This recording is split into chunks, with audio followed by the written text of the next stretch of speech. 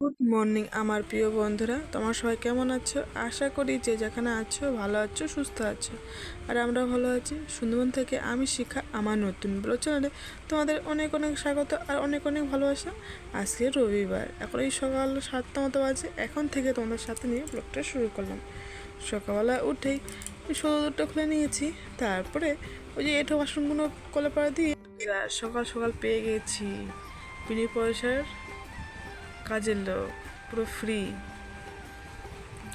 আর বাধ্য হয়ে কাজের লোক রাখলাম, জানো তো। আর পারছি না সংসার কাজ করতে। আর জানো তো, এই কথাটা বলাতে দিদিমা না আমাকে একটা বাজে কথা বলেছে। আর তোমরা তো জানোই গ্রাম বাংলায় কম বেশি তো চলে এগুলো, যাই বন্ধুরা।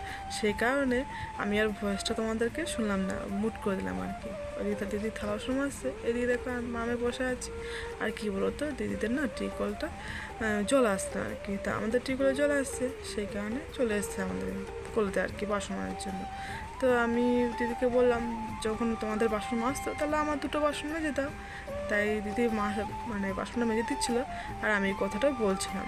তো দিদি গাল দিয়েছে বলে ভয়েসটাকে না মুট করে দিয়েছি, তাই ভয়েস ওভার দিলাম।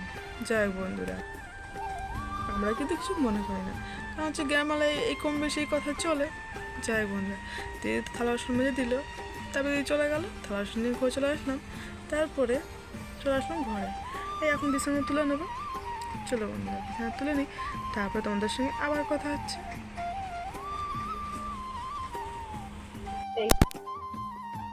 আর দুষ্টু না, এত দুষ্টু হয়ে গেছে কী বলবো। ছোটোবেলায় কত সময় ঘুমাতো, আর এখন যত বড়ো হচ্ছে তত বদমাইশি শুরু হয়ে গেছে, আর সঙ্গে সঙ্গে উঠে যায়।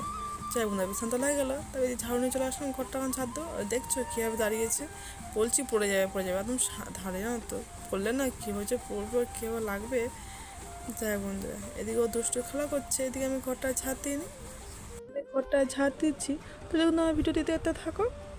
চলো বন্ধুরা, আমি ঘরটা ঝাড় দিয়ে নিই, তারপর তোমাদের সঙ্গে আবার কথা হচ্ছে। তারপরে দেখো, ঘরটা ঝাড় দিয়ে চলে আসলাম বাইরে। জানো তো, বাইরের না লাইটটা খারাপ হয়ে গেছে, অনেক দিন হয়ে গেছে। আর এখন করার কিছু নেই, যতদিন না দুষ্টু বাবা না আসে ততদিন লাইট আর ঠিক করা হবে না।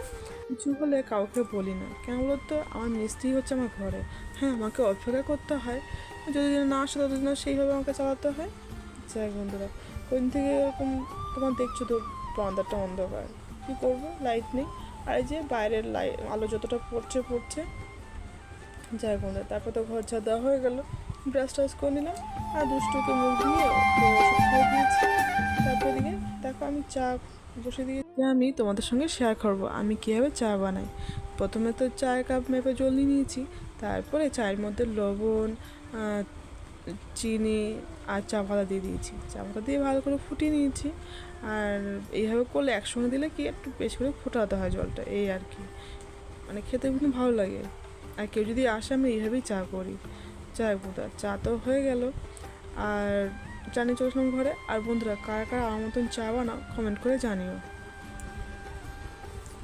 আর কী বলতো, আগে যেমন চা করতাম, প্রথমে জলটা ফুটিয়ে নিতাম, তারপরে চিনি দিয়ে চিনিটা ফুটিয়ে নিয়ে তারপর চা পাতা দিতাম, কিন্তু লবণ দিতাম না। এখন এখানটায় এসে এখানকার মতন চা করি। এখানে সবাই লবণ দিয়ে চাটা বানায় আর কি। সব ঠিক আছে, লবণটাই দেয় আর কি, তা আমিও দিই। এখন বেশ ভালোই লাগে চা খেতে। যাই বন্ধুরা, এইদিকে আমরা দুজন, মেয়ে তো চা খাচ্ছে না, আমি চা খাচ্ছি, ওরা বসে বসে বিস্কুট খাচ্ছে। আর চা খেয়ে তারপরে ওকে আমি খাওয়াবো। তারপরে দেখো, ওকে আর কিছু দিলাম না তো, ও দোকানে না এটা খাবার খেয়েছিল। আর হচ্ছে খাবার বলতে যে কী গজা না কি বলে ওই খেয়েছিল, আর বিস্কুট খেয়েছে, ওই জন্য আর কিছু দিলাম না, যদি অ্যাসিডিটি হয়ে যায় সেই কারণে। আর তারপর চা খাওয়ার পর তারপরে এই যে চলে আসলাম। এখন এই আটা মেখে নেবো, মেখে নিয়ে রেখে দেবো, একটু পরে আর কি রুটিটা করবো। যাই বন্ধুরা, চা আটা তো চালা হয়ে গেল। আর এটা হচ্ছে আমাদের রেশনের আটা। ওই পাশে বাড়ি ওই যে দিদিটা এসেছিলো, ওই দিদিরা দিয়েছিল 1 প্যাকেট। তো কিছুটা তো সেদিকে লুচি করেছিলাম, আর কিছুটা আছে, আর তার মধ্যে হাফ হয়েছে গোলা রুটি করবো, আর হাফ রেখে দিয়েছি, ওটা কালকে করবো। যাই হোক বন্ধুরা, আমার আটা চালা হয়ে গেল, তারপরে এখন এই আটাটা গুলে নেবো। চলো বন্ধুরা, আমি আটাটা গুলতে লাগি, ততক্ষণ আমার ভিডিওটি সাবস্ক্রাইব করে অবশ্যই তার জন্য রইল। আমার না গোলা রুটি খেতে ভীষণ ভালো লাগে জানো তো। আর শুকনো রুটি খেতে ভালো লাগে, শুকনো রুটি করলে কী বলতো, ওর সঙ্গে তরকারি না হলে ভালো লাগে না। সেই কারণে ভাবলাম গোলা রুটি করি, তাহলে শুধুই খাওয়া যাবে। চলো বন্ধুরা, এদিকে আমার গলা হয়ে গেছে, এটা এখন রেখে দেবো। আর এখন করবো না, এখন তো চা খেয়ে উঠলাম, একটু পরে করবো।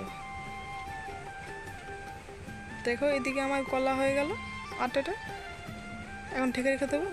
আর তারপরে দেখো এটা হচ্ছে কুলের পিঠে। এই যে আবার কুল ছিল না, তাই ওই কুলটাকে পিঠে করে গেছিলাম। সে আচার করবো সে করা হচ্ছে না, কারণ আমি তো আমি খাবো না সেই কারণে। আর দুষ্টু বাবা খাবে, তা সে আসে যখন সে আর মনে করায় না, আর আমি আর ভুলে যাই আর কি। তা ওই লোকজন আসবে ভাবছি আচার করব। তা দুষ্টু বাবাকে ফোন করেছিলাম, তা বলছে আমি আসি তারপরে। যাই বন্ধুরা, তারপরে তো দেখো বাইরে এসে দেখছো কি মেঘলা করেছে। আর মেঘলার জন্য কিছু কাজ বাজ আর করতে পারছি না। একটু কাচাকুচির আছে। আর সামনে পুজো, একটু জানালিগুলো শুকনো করবো, গ্যাস না প্রায় শেষের দিকে জানো তো। তো মেঘের ওয়েদার খারাপের জন্য কিছু করতে পারছি না। যাও, তারপরে দেখো এদিকে আমি রুটিটা করে নিচ্ছি, কলার রুটি একটা মতন হয়ে যাচ্ছে, আর একটা বসিয়ে দিয়েছি। আর এখন এই দুষ্টুকে দেবো এই থালাতে। রুটি খাওয়ার জন্য ছটফট করছে না তো, দাও করছে। আমি কথা বলতে শিখে গেছে না, সব চেয়ে নেয় জানো তো। তারপর দেখো আমার রুটি করা হয়ে গেছে, আর ওই দিদিটা এসছে, তো ওই দিদিটাকে আমি রুটি দিলাম। আমি তো খেয়ে নিয়েছি, আর 3টে বানিয়েছিলাম, আমি 2টো খেয়েছি, আর ওই দিদিটাকে একটা দিয়েছি। তারপরে দুষ্টুকে স্নান টান করে ঘুম পাড় দিয়েছি। তারপরে কিছু কাজ বাজ ছিল থালা বাসন মাজার, সেইগুলো মেজে নিয়ে তাই আমি স্নান করে নিয়েছিলাম। স্নান টান করে দিয়ে ভাত বসিয়ে দিয়েছি। আর যে সয়াবিন ছিল কি করব, তাহলে সব কিছু তো আছে যখন, তাহলে এই যে একটা রেসিপি করা যাক, সয়া চিলি করেছিলাম। আর জানো তো বন্ধুরা, মন খারাপ হয়ে গেছিল না, তো তোমাদের সঙ্গে শেয়ার করতে পারিনি। তো এই ভিডিও আপলোড করছিলাম, তো ভিডিও সেই এত নেটওয়ার্কের সমস্যা হচ্ছিলো, মনটা খুবই খারাপ হয়ে গেছিলো। তারপর তো খাওয়া দাওয়া করেছিলাম, কোনো কিছুই তোমাদের সঙ্গে শেয়ার করলাম না। তারপরে দেখো, তারপর তো কোনো কিছুই তো ক্লিপ না হয়নি। তারপরে এই সন্ধ্যার সময় ওই সন্ধ্যা দিয়েছি, আর এখন এই মেয়েকে পড়াতে বসিয়েছি। আর যে দুপুরে তো রান্না হয়েছে, এখন কোনো রান্না হবে না। ওই যে সয়া চিলি করেছি। আর বন্ধুরা, তোমরা কে আমার মতন চাইনিজ খেতে ভালোবাসো কমেন্ট করে জানিও, আমার ভীষণ ভালো লাগে জানো তো। কিন্তু কী বলো তো, অভাবের সংসারে না সেভাবে খেতে পারি না।